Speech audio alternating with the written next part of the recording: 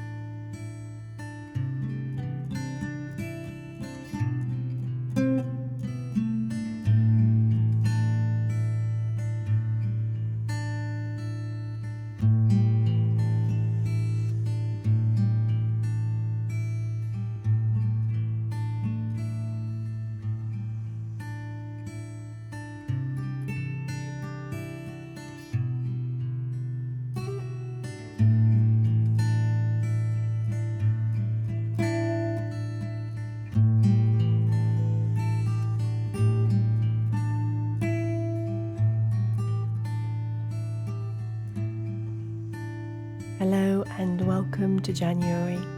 Happy New Year. I hope you had a wonderful festive season. As I'm recording this today, there has been snow silently falling down. And this morning when I went out to feed the birds, the only thing I could see was teeny tiny feet from where they had gathered under the tree to find some nourishment. And it's very beautiful. I'm lucky that I'm sitting cozy, wrapped up somewhere warm, thinking about stories and recording this. Really looking forward to sharing today's story with you. It's one that's been with me for a few years and I love telling it. It's a sad, beautiful, ethereal story, but it does warm the heart in its own way. So I hope you will enjoy it. And there's a few things I wanted to let you know about, which are super exciting for me. One is that I have created a new page on my website called Story Prescriptions, and it looks a bit better on a computer than on a phone. And it's a beautiful drawing of a tree with fruit on the branches, and each fruit is a word, a prescription of a story, whether it's ancestors or initiation or grief or illness or love or so many different things. And when you click on each word and each prescription, it takes you to the Story Apothecary. And each fruit and each word and each prescription takes you to a story. So I've mapped them out. It should make it easier to find the stories you're looking for based on what you need that day. And I also have a couple of events coming up. One is a Baba Yaga event. It's a 3-week course where each of the weeks, each Monday evening, I'll be sharing a Baba Yaga story with you. And then in a group we'll discuss them in the same way as the Wild Women course is going, and it's the format really works, and so many people get beautiful gifts out of the stories and out of the communal discussion. So that's starting on the 29th of January for 3 Mondays in a row. I hope you will join me. It should be wonderful. I'm really looking forward to it. And the other one is a single event called Tales of Grandmother Plague. And it's going to be on the 10th of February. And I'm going to share plague stories with you from Bulgaria, where the plague is personified by an old woman called Grandmother Plague or Baba Chuma. And there are so many stories of her. And they are wonderful and surreal and heart-wrenching sometimes, and really, really incredible. They need to be told in that story of the year, on that day of the year, so as to appease her. And they are great stories of human suffering when things come out of our control. It's important that we listen to those stories to know that other people have dealt with sorrow, with grief, with illness, with war, and we are still here. So I hope you'll join me for either one or both of the events. But for now, here is today's story of the Snow Maiden.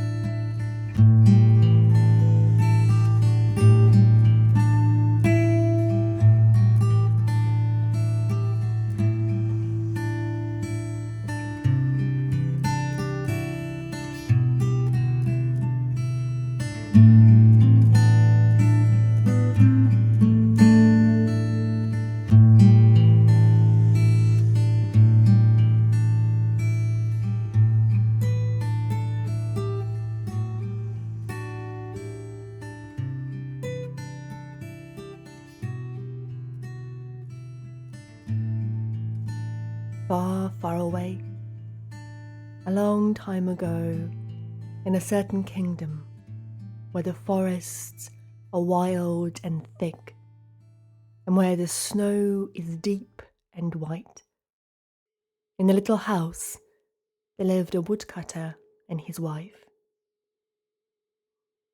They were in a small dwelling by one of the great old forests. And the woodcutter and his wife lived peacefully, day by day, with a fire in the evening, knitting and mending, cutting and lugging wood, speaking of heart content and heart sorrows.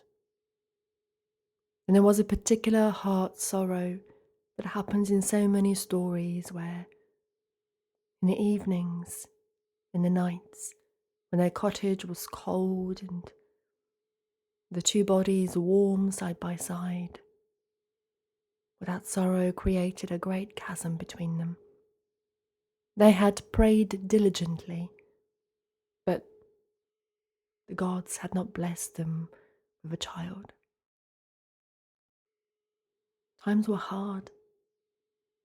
And in those times, people relied on their children, on their young ones, to help them through the bitter winter, to help with the cleaning, the cooking, the carrying, the chopping. This is how people survived in family units. Their hands were old now, their bones brittle, their skin thin. And so much they wanted a child, someone to love, but also someone to help them survive. One January morning, after a heavy snow that had fallen all night long, the husband and wife went into the forest to chop some firewood. As they chopped and they stacked, they pushed the snow into heaps. And the woman, she began to fashion snow into a snow child, a snow maiden. The girl was beautiful. She was stiff pale as the snow, but also tall and slender. She had a sweet mouth, a long braid. She had sculpted her with all the love for the child that she could never have. Her husband, he saw the little Snow Maiden, he said, "Well, my darling, you have made us a daughter. This is our Snegurushka, our Snow Maiden."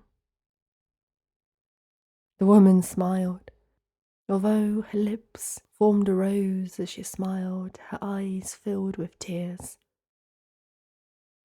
Just then she pulled her scarf, her coat closer to her, for an icy breeze rattled through the bare branches.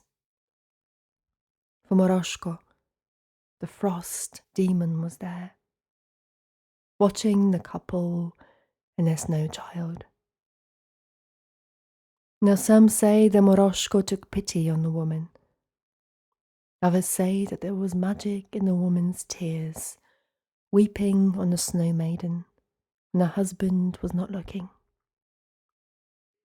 But either way, when the man and the woman turned for home, the feet towards their cottage, the backs towards the forest, the Snow Maiden's face grew flushed and rosy, her eyes dark and deep. When there was a Snow Maiden, there now stood a living child in the snow, birth naked, and smiled at the old couple. She shouted in a melodic voice, "I have come to be your daughter," she said. "If you'll have me, I will care for you as my own father and mother." The couple turned around and stared. First in disbelief, they gasped, and then they clapped their hands and laughed in joy. The woman hurried forward, weeping, took off her cloak, wrapped it around the maiden's shoulders, took her hand and led her towards the little house. The days passed in peace. The Snow Maiden, Snegurushka, swept the floor and cooked the meals and sang throughout doing it. Sometimes her songs were strange, and it made her parents uneasy. But she was kind, and she was deft in her work. And when she smiled, it always seemed somehow like the sun shone. A cold sun, a sparkly sun. That kind of sun that when it hits the snow, it seems like 1,000 jewels reflect in your eyes. The husband and wife could not believe their luck. The prayers had finally been answered. The moon waxed and waned, and time passed. And then the year had rolled around and it was midwinter. The village came alive with scents and sounds. There was bells on sledges and the smells of ginger winter bread. Now and again folk passed, and Negrushka watched as people passed her house. She was always hidden behind the wood pile, always silent, always curious. One day, a girl and a boy passed Negrushka's hiding place. They walked hand in hand. They smiled at each other, and the Snow Maiden was puzzled by this joy-like flame in their two eyes and their faces. The more she thought of it, the less she understood. It didn't seem to make logical sense. She could not stop thinking about that look, where before she was content, singing songs and sweeping the floor, now she grew restless. There was an internal fire that she could not quench, she could not still. She paced the house, made cold trails in the snow beneath the trees as she went outside. The spring was not far off, the day that Snegurushka heard a beautiful music in the forest.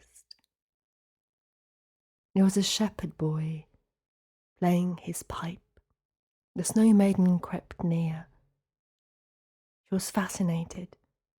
She was curious. She watched with her big dark eyes. The shepherd stopped playing and watched the girl. He was transfixed. And when she smiled, the boy's warm heart leapt out to her cold one.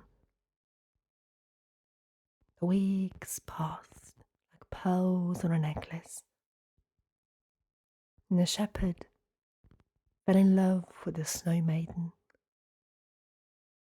They met often in the forests, where the trees were their witness. With time, the snow softened. The sky was a clear, mild blue. But Moroshko the frost demon was watching. One day he spoke to her. He said to the Snow Maiden, "You are made of snow," he warned her. "You cannot love and be mortal. You were born of winter and you will live forever. But if you touch the fire, you will die." But Snegurushka could not stop thinking about the shepherd's boy's love, his eyes, his smile, his music that flowed like honey. "Why should I always be cold?" she retorted. "I wish to learn about this new thing, this fire." "Better to stay in the shade," was the reply from Moroshko. She could not stop thinking. Spring drew near. The sun rose higher and higher in the sky. The snow began to melt. There were drips and drops in the forests, the new shoots emerging, crickling and crackling as the spring came and the birds began to fly. New growth, new hope, new possibilities. Folk left their homes more often now, to gather green things in hidden places. Again and again the shepherd came to Snegurushka's house. "Come into the wood," he would invite her. And then she would leave the shadows of her hut and go out and dance in the shade. But even though Snegurushka danced, her heart was still cold at the core. The more that the sun warmed, the further that the sun's rays reached, the paler and the weaker the Snow Maiden became. She went weeping into the darkest part of the forest. "Please," she said, "please hear my wish. I want to feel as men and women do, as people do. I beg you to grant me this." "Ask the spring," then replied the frost demon reluctantly. "I cannot help you." The lengthening days had faded him in his power. Now he was more a breeze than a voice. The wind brushed the snow child's cheek with a sorrowful finger. She called to spring. The goddess of spring, the maiden that brings the flowers and the sun with her. Spring's strong limbs were twined with flowers, with growth. "I can give you what you seek," replied the spring, "but you will surely die." Snegurushka nodded. She said nothing. As she swallowed her tears, it felt bitter in her throat.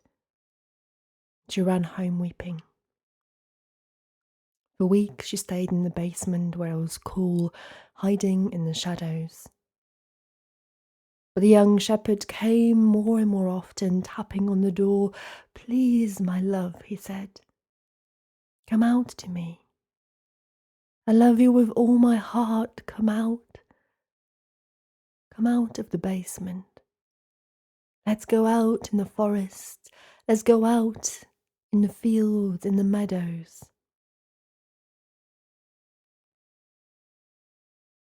Snegurushka knew that she could live forever if she chose. A snow girl in a little peasant's basement.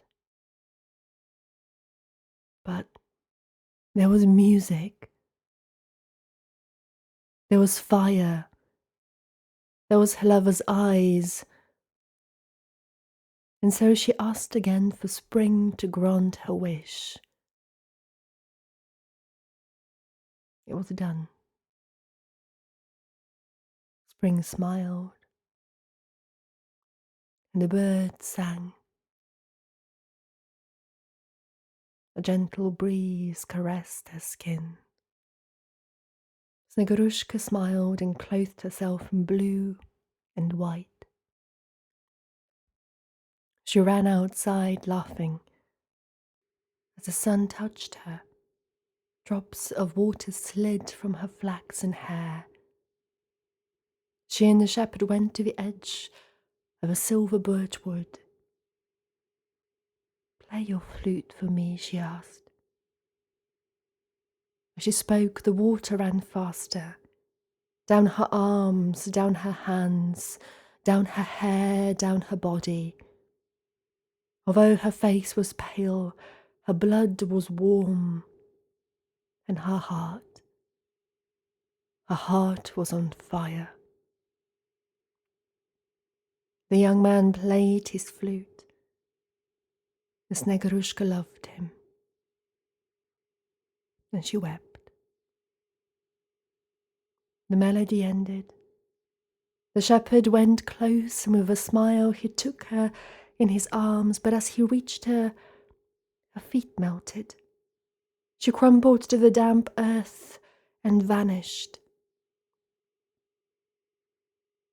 An icy mist drifted under the warmth of the pale blue sky, and the boy, horror-stricken, was left alone.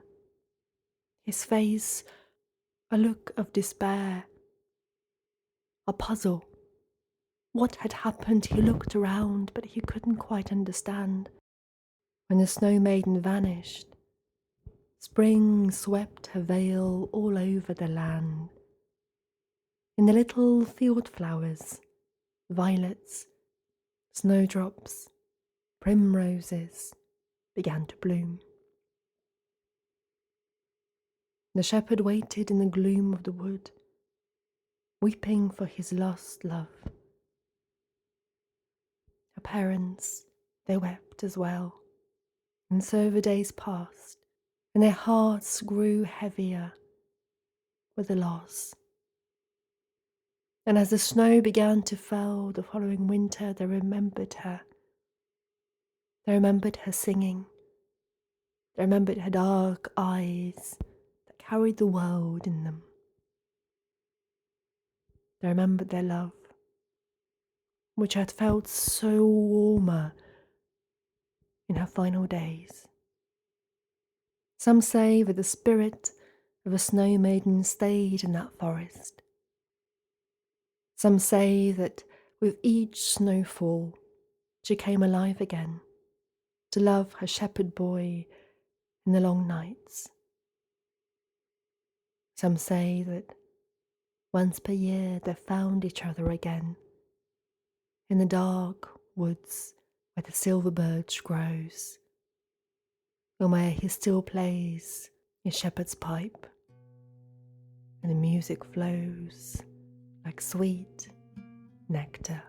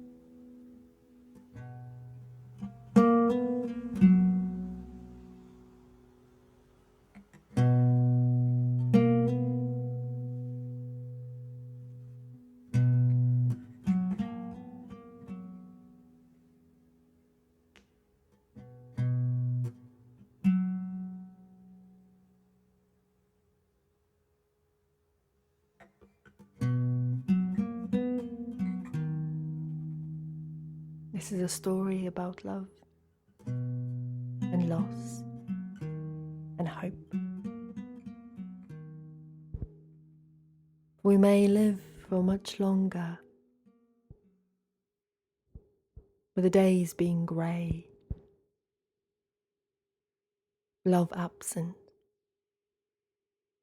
wrapped up close with a cloak of safety around us. But if we want our hearts to burn, then we have to know the risks. They may melt. They live in sweetness for a few days. So unfortunate. Just a few days.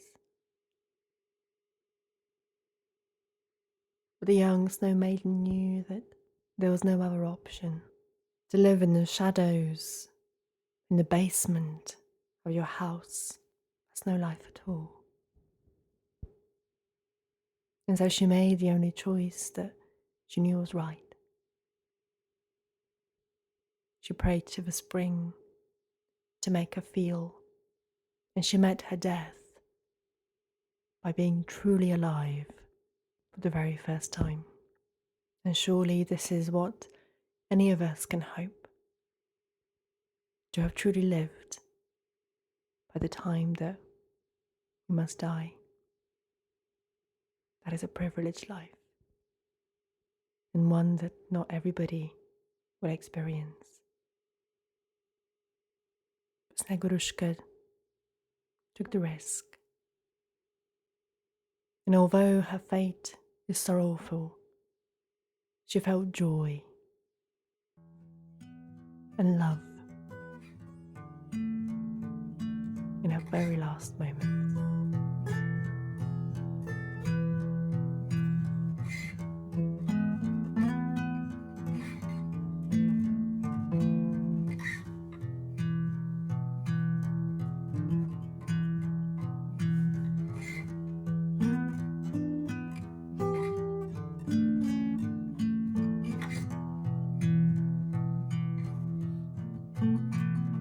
If you enjoy the Story Apothecary and the stories bring you joy or healing, then consider buying me a coffee and Ko-fi to show your support.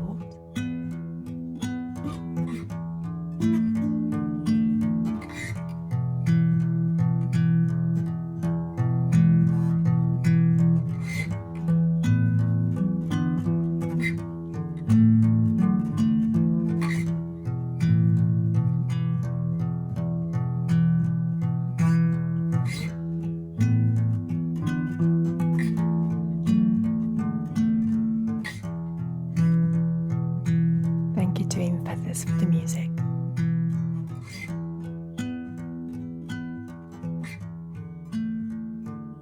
Thank you for joining me in the Story Apothecary. Until we meet again, goodbye.